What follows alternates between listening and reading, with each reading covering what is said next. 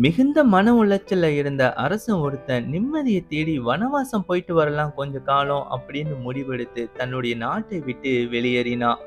சில நாட்களுக்கு அப்புறம் காட்டுல தவம் செஞ்சுக்கிட்டு இருந்த புத்தரை பார்த்து கையெடுத்து கும்பிட்டு, ஐயா உங்களை பத்தி நான் நிறைய கேள்விப்பட்டிருக்கேன். உங்களை பார்த்ததுல ரொம்ப சந்தோஷம். என் மனசுல சில குழப்பங்கள் இருக்கு. அதை நீங்க தான் தீர்த்து வைக்கணும் அப்படின்னு கேட்டான்.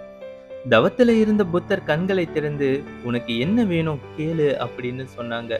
"ஐயா, இந்த உலகத்துல எனக்கு நிம்மதியே இல்ல. யாரையுமே நம்ப முடியல. எல்லாரும் எனக்கு துரோகம் செய்றாங்க.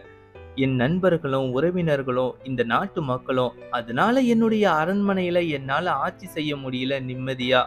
அதனால நிம்மதிய தேடி இந்த காட்டுக்கு வந்துட்டேன்" அப்படின்னு சொன்னான் அந்த அரசன்.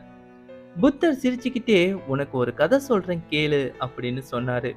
ஒரு குழந்தை ஒண்ணு கண்ணாடி மாளிகைக்கு வழி தவறி போச்சு. அந்த மாளிகை முழுவதும் கண்ணாடிகளா இருந்துச்சு.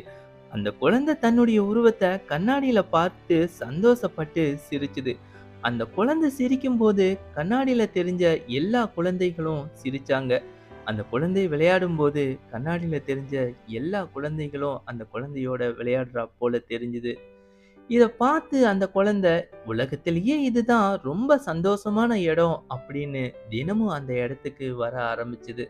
இன்னொரு நாள் கொடூர முகத்தோட கோவக்காரன் ஒருத்தன் அந்த மாளிகைக்கு போனான்.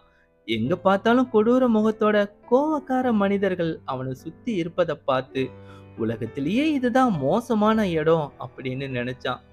அந்த கண்ணாடி மாளிகை தான் இந்த உலகம். நாம எப்படி நடந்துக்கிறோமோ அதே மாதிரி தான் மத்தவங்களும் நம்ம கிட்ட நடந்துப்பாங்க.